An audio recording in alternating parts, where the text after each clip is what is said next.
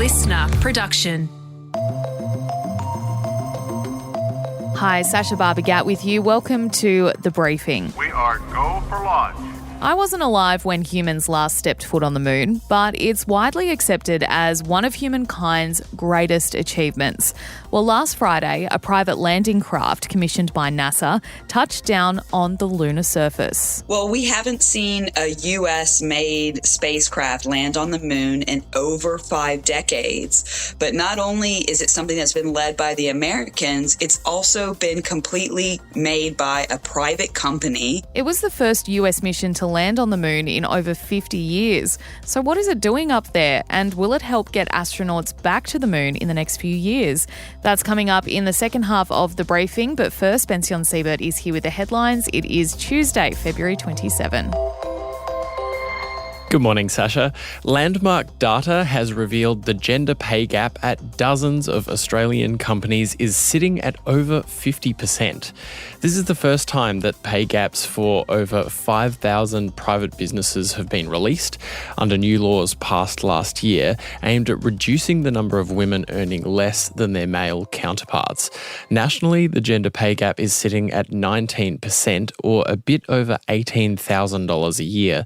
More than 61% of employers have a gap that favours men, while 30% were neutral, with a gap of 5% or less. But the gap is much bigger at some of the country's biggest employers, including at our airlines, Commonwealth Bank, Westpac, and interestingly, also a bunch of brands popular with women, including City Chic, Forever New, Pandora, and Lorna Jane. Bucking the trend is the brewing industry. Lion, which discovered big problems in a 2016 self-audit, set about fixing its gender pay gap and has brought it down to 1.6% in this data.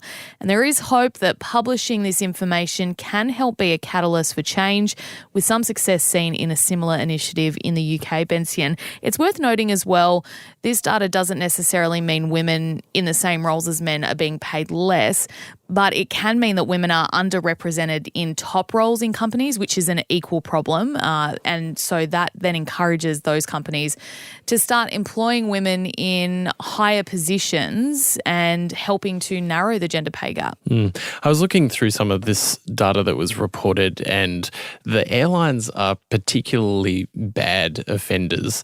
Jetstar is sitting at 53.5%, Virgin 41%, Qantas 39%, and other major businesses, the Commonwealth Bank, Westpac and Suncorp are all quite bad as well. I think one of the reasons that airlines might be going through this problem is that there's very few female pilots. I had to fly a lot last year, and I don't think there was ever one female pilot who made an announcement over the loudspeaker, and that's just anecdotal evidence, but I think it might be part of it.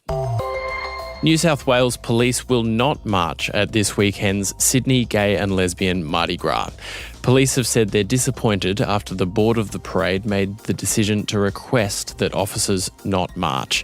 The board says it made the decision in the wake of the alleged murder of Jesse Baird and Luke Davies. Police officer Beau Lamar Condon was charged with their murders on Friday. The board says people have been voicing their concerns and unease over police participating in the event, and that police participation could add to the distress.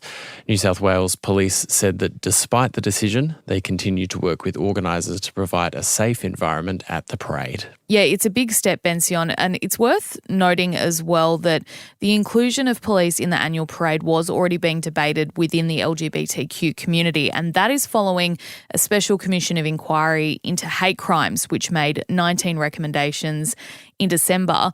But New South Wales Police Commissioner Karen Webb didn't apologise until Sunday to the families of gay hate crime victims after the report found officers had been indifferent, negligent, dismissive or hostile. So this is something that has been bubbling away, and the organisers of Mardi Gras have made this decision. It's a big decision, but in my opinion, the right one. I think that if police marched in this weekend's parade under the current circumstances, it would have been a serious public safety risk. I think it would have escalated quite badly. And I think that New South Wales Police were wrong to insist that they should they should march. All of this, of course, would be extremely awful for those LGBTQ police officers who were hoping to march in the parade, although I think that there would be an understanding that there's a lot of pain and a lot of fear at the moment, and that needs to be acknowledged. Sweden is set to join NATO after Hungary finally gave them the green light. The North Atlantic Treaty Organisation is a defence pact between the 31 European member states, the US and Canada. If any one of them is attacked, the others must come to that country's defence. More or less, it protects Europe from Russia. Hungary's parliament has approved the bill to allow Sweden to join after a delay of more than a year. A NATO Védelmi Szövetség. NATO is a defence alliance. We are allies, working together to protect each other in the event of an external attack. There is no more serious commitment. That was Hungary's Prime Minister Viktor Orban there. Hungary is the last of the 31 members of the alliance to ratify Sweden's membership, Bension. Yeah, and this comes after Sweden abandoned its non-alignment policy to join NATO in the wake of Russia's invasion of Ukraine in 2022. Sweden will be part of NATO very soon, as the rest of the process should last only a few days. Finland, which was also a neutral party before the war in Ukraine, announced its intention to join NATO in May 2022, which happened officially in April last year. Russian President Vladimir Putin sent his army into Ukraine in 2022 in part to check NATO's expansion and to weaken the West, although the opposite effect has arguably occurred. And if you're interested in more about exactly what the impact of the war in Ukraine has been since it began 2 years ago, we did do an episode on this yesterday. Check it out in the feed. It's super interesting. And this is just another step in that whole process of how much the geopolitical landscape has changed since the war in Ukraine.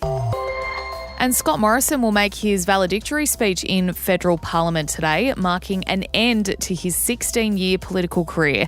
The former PM has lined up a job in the US, but reportedly plans to work from Australia. He will tour the country in May, though, to promote his forthcoming Christian book, Plans for Your Good.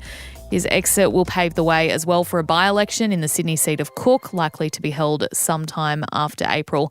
Bension, there was an interesting excerpt I read in an interview he did with 9 newspapers this morning. The former PM, Scott Morrison, said he most wants to emulate Julia Gillard in his life post-politics, saying he respects how she's conducted herself since she's left Canberra. So pretty nice from ScoMo, actually. Yeah, I also read that Scott Morrison says he has a few regrets, but to quote the newspaper report, true to form, he did not name them, preferring instead to reflect on what he accomplished. And I'm just so excited to read his Christian book. I think this completes his transformation into, I think, what his second career is going to be after politics, which is kind of like a Christian evangelical spokesperson, I guess. Like him or don't, 16 years is a long time in politics, and I'm sure he'll be enjoying life outside of the Canberra bubble. Bension, thanks so much for joining us for the headlines today. Next up is our deep dive into the latest lunar landing.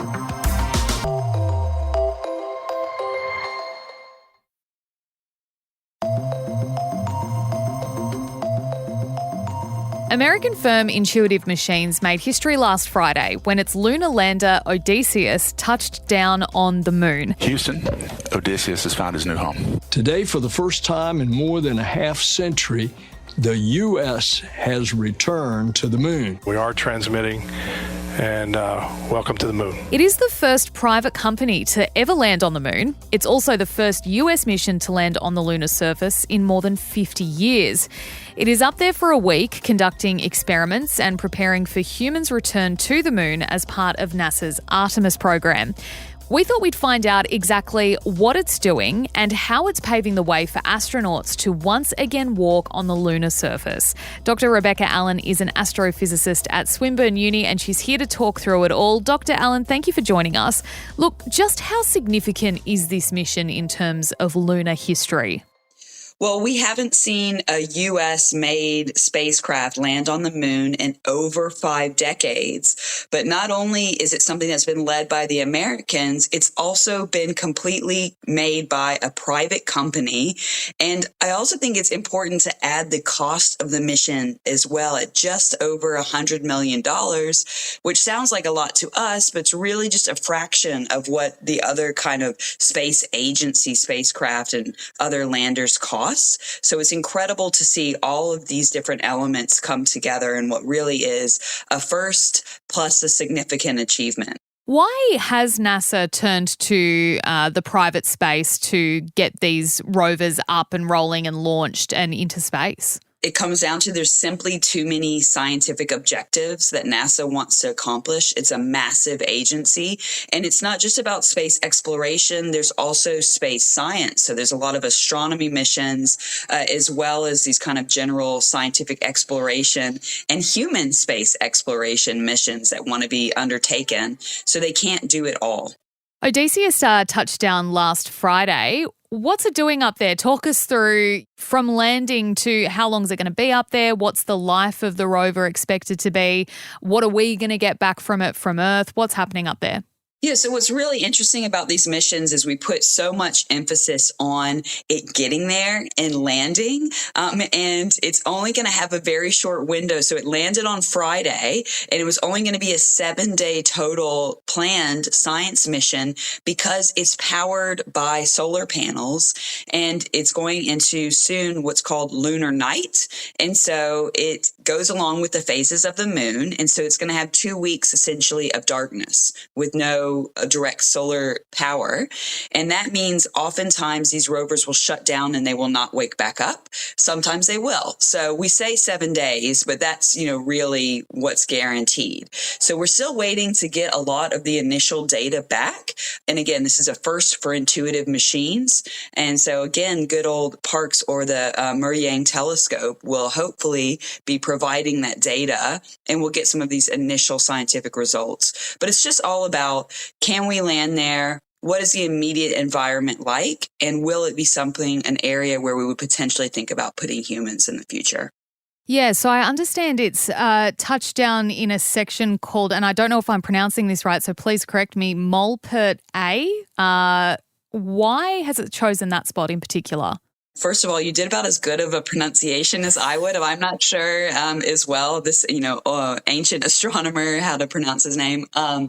No, look, I think the idea is this is the South Pole region of the moon. First of all, is much more heavily cratered than the middle latitudes of the moon, where we've seen the Apollo missions and even the Jackson mission a month ago land. And that's because these heavily cratered regions, we think there's places, we know there's places that sunlight might have never touched. So that means there could be water ice there that's preserved for millions of years. And so to get this really pristine, untouched resource is very valuable to us. But also, as an astronomy aside, if you have areas that are shielded from Earth, then you can do radio science that's never been done before. You have this pure signal that's coming in.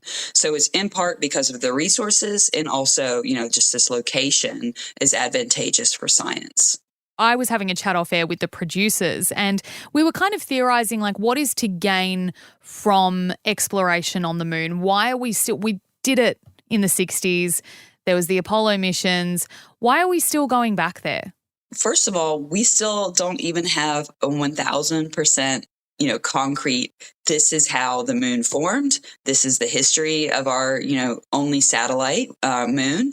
And so there's that just very pure, again, science motivation, but also I think the kind of inherent in us human exploration, how far can we push the limits? All the people that have been to the moon before have been one demographic, middle-aged, younger middle-aged white males. And so what does it mean for other types of people to go there? And what kind of science can we gain from that? And how could it even help us back here on Earth? But fundamentally, if we want to continue our journey beyond the moon to Mars, we have to have this stepping stone. We're not planning just going straight from Earth to Mars. And so we need this kind of long-term base space, if you will, to understand more about the effects of the extreme environment of space and preparing for that much longer voyage onto Mars. That's really interesting. I hadn't heard that was kind of a consideration, was that the moon is going to be this middle point, or at least this, as you said, like a pit stop on the way to further planets like Mars. We've also seen, in recent years, a string of landings and launches fail when it comes to lunar exploration. Why is it so hard to get right? Well, I think this is a big thing that was being tested with Odie. I love the nickname, is that there's all of these, going back, there was basically one way to understand your reference, and that was by constantly taking measurements by something which is called LIDAR or radar. Essentially, you're bouncing light off the surface. You're saying, how far away am I? Or you could take reference images. But all of that requires computing. It requires communicating a signal. And so it's something which is not live, like driving a little remote control car. You just don't have that quick kind of control. Plus, you also have limited propellant. So you have a limited window of how much you could actually correct a spacecraft. Now what we're seeing is a lot more of that become automated. So we're testing new ways for a spacecraft to understand exactly where it is, or a lander to understand exactly where it is in terms of reference to the surface, and is this a dangerous place to land? And that also the onboard autonomous computing. So these are both new areas where we've seen such innovative, leaps in technology. JAXA was able to demonstrate a very high accuracy. This is exactly where you want to land. And what Intuitive Machines and NASA are hoping to demonstrate, and then even an Australian company based out of Sydney, is how can we not only find where we want to land more accurately, but do it much more safely. So I predict, in the next 5 to 6 years, the kind of nail-biting 7 minutes of terror, 10 minutes of terror will actually be something that we don't have to worry about anymore. What about getting humans back up there? Obviously, we haven't seen that for a very, very long time, 50 years, as you said earlier. Yeah. How soon are we to reaching that goal again? And do you think it'll have the same cultural impact that it did in 1969 when we saw the very first moon landing? One thing to answer that question first, it's really special. I got to go to Houston at the end of last year and actually visit, the Space Center and the museum and see the Artemis exhibit. And I think it's already having an amazing effect for female identifying, young scientists and engineers and people who are diverse, because they see for the first time themselves as these people making space missions happen and actually being the ones that are going to get to go on that space mission. And so it's amazing. I wasn't alive when the Apollo landing happened, but that was happening, and a lot of that generation are still alive. And then Artemis, so we get like this kind of double factor. So I think it's a huge kind of cultural, the future space leaders, but also so much of our daily lives depends on space. So it's a great way to bring that visibility to this is a very important industry. And it's not just about going to the moon, but it's all of these different activities that we rely on. So I think it's really important for that education. How far are we away from it happening? Look, I think NASA really could, within a year or so, could actually have people simply touch down, spend a bit of time, come back. I'm fairly confident in that.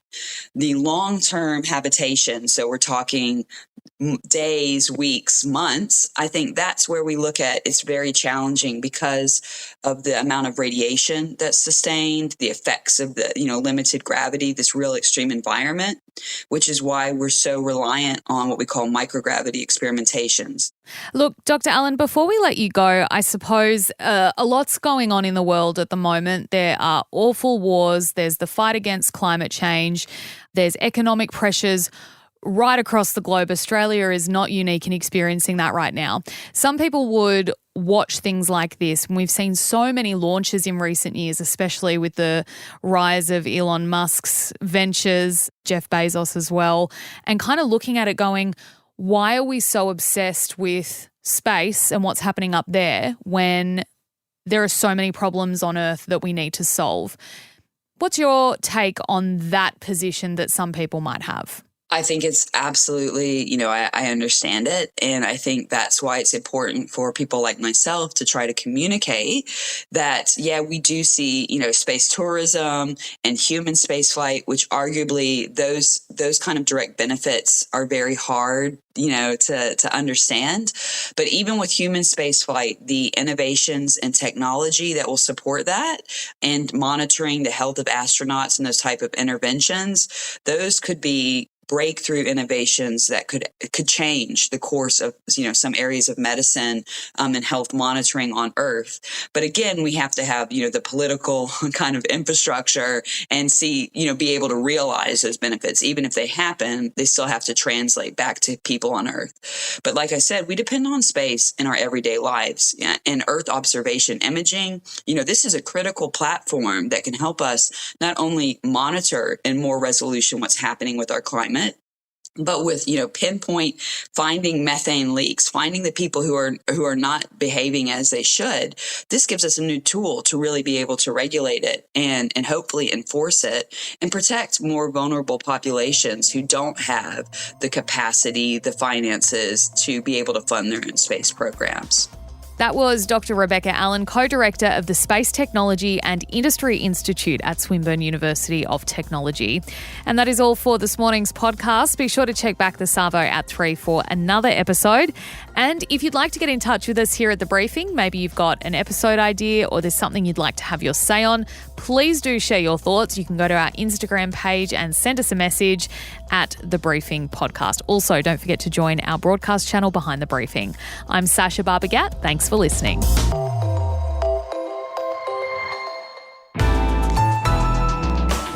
Listener.